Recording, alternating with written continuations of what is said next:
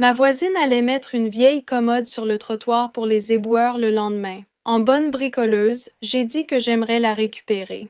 En la ramenant chez moi, elle était en pièces. Je ne m'attendais pas à ce que la commode soit si abîmée, mais j'ai décidé d'essayer de la réparer. J'ai décidé de commencer par le bas, où il manquait plusieurs pieds, en la nettoyant et en enlevant toute la poussière ou la saleté collée à la commode. La sécurité avant tout, à cause des vapeurs. J'ai préparé les pieds détachés ainsi que la surface sur laquelle j'allais les refixer. Mais au lieu d'utiliser les vis qui étaient bien trop petites, j'ai opté pour le héros de ce projet, la colle Titebond Instant Bond. Elle est incroyablement facile à appliquer grâce à sa buse de précision. Après avoir posé le pied, il a pris en 20 secondes. Étant une colle à deux composants, elle a commencé à durcir en moins d'une minute. J'ai fait cela pour tous les pieds qui n'étaient pas fixés, et j'ai pu les fixer solidement sans avoir à utiliser de vis. Je l'ai aussi utilisé pour réparer les rails qui s'étaient détachés, en m'en servant pour renforcer les vis là où le matériau s'était desserré et ne tenait plus. Une façade entière manquait. Il a été arraché accidentellement en essayant de le transporter. Mais la colle Tide Bond Instant Bond était parfaite pour recoller cette grande et très importante moulure sur la commode. Après avoir fini les principales réparations de la commode, je me suis concentrée sur ce tiroir qui ne tenait plus que par une vis et un miracle. Et c'est là que la colle instantanée Tide Bond s'est à nouveau révélée très utile. Elle est principalement conçue pour le bois et les produits dérivés du bois, mais elle fonctionne sur une variété de matériaux, ce qui était parfait pour ce tiroir composé de plusieurs types de matériaux différents que j'essayais de recoller ensemble. Une fois toutes les anciennes poignées retirées et les réparations terminées, j'ai essuyé toutes les façades de mes tiroirs pour m'assurer d'avoir une surface propre sur laquelle travailler. Et c'était important parce que mon plan était de fixer ces panneaux d'habillage de poteaux en bambou sur le devant de chaque tiroir. J'ai déroulé les panneaux sur le devant de chaque tiroir, puis j'ai utilisé le cutter pour les découper à la bonne taille, mais cela ne réglait que la longueur. J'ai marqué la hauteur de chaque tiroir au Sharpie, puis enroulé les panneaux de bambou pour les découper à la scie à onglet.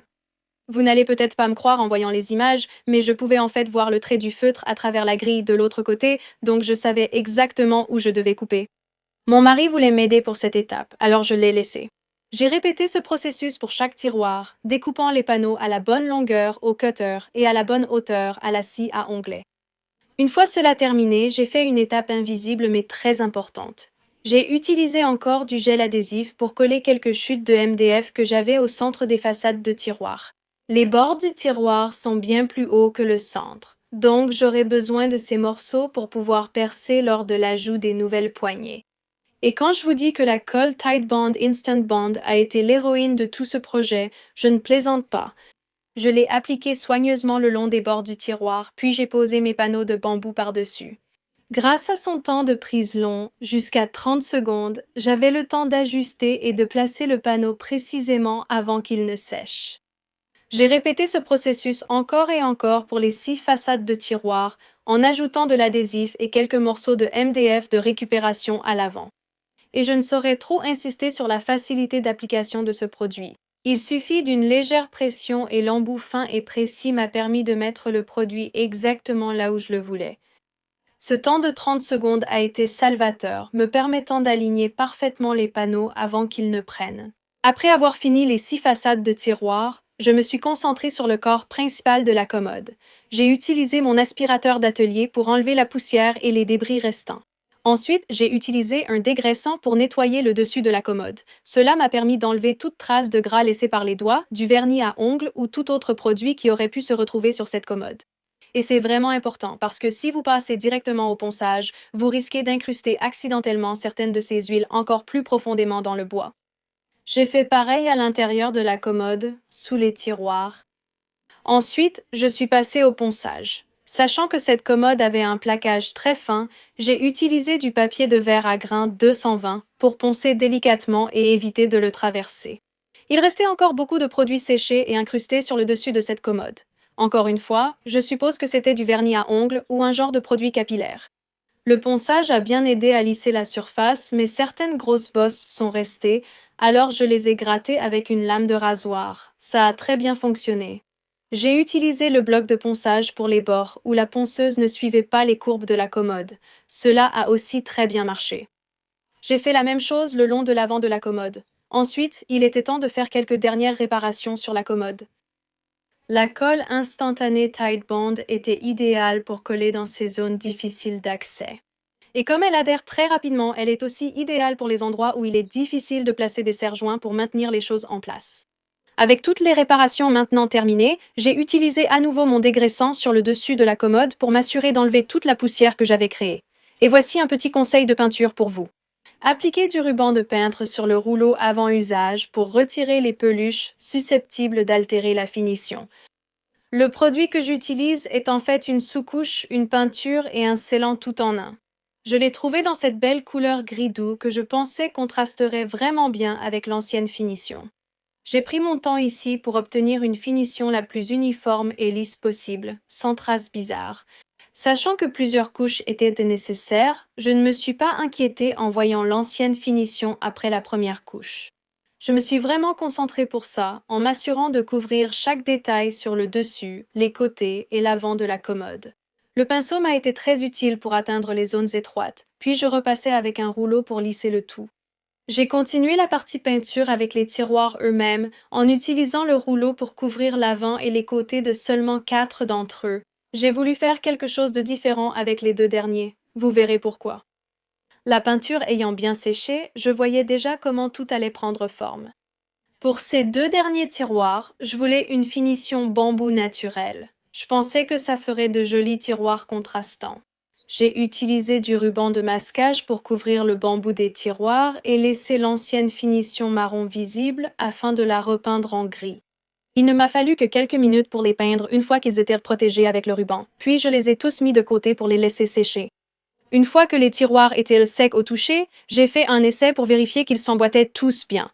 Je faisais quand même très attention parce que je savais que la peinture n'avait pas encore complètement durci, mais j'étais trop impatiente. Je voulais voir à quoi ça allait ressembler.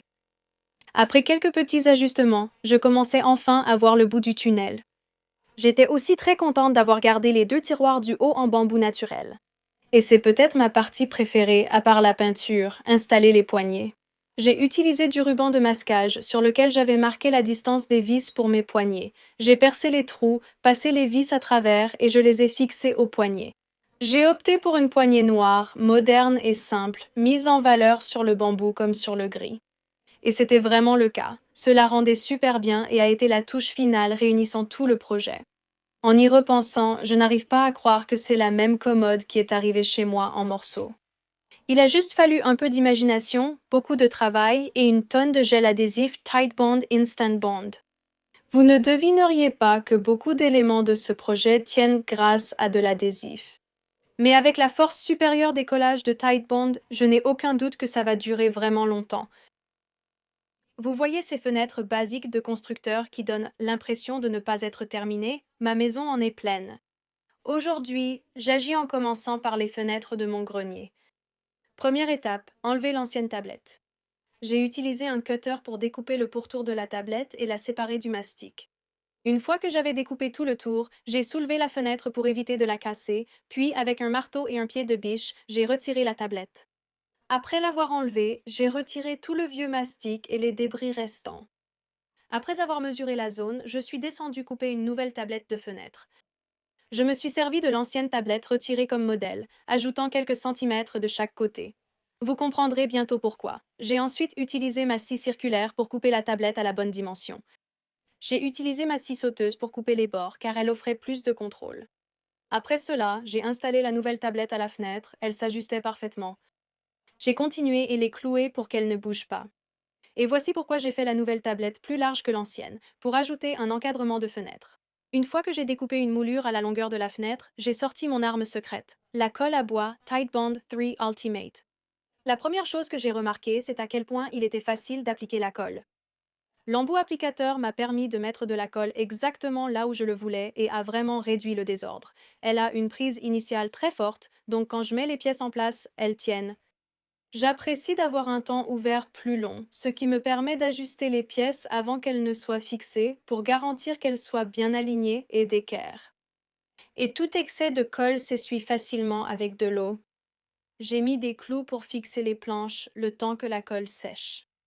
Une fois tout installé et solide, il me restait seulement à revenir combler les espaces avec du mastic. Cette étape est essentielle pour donner un aspect fini au projet. Et voilà. Titebond 3 m'a aidé à donner un peu plus de caractère à mes fenêtres et à leur donner un aspect vraiment fini. Mais voici ce que je préfère à ce sujet. Ce n'est pas seulement idéal pour les projets d'intérieur, c'est aussi parfait pour les applications extérieures. Ma pergola a connu des jours meilleurs, et je pense qu'il est enfin temps de remplacer certaines de ces planches de bois déformées.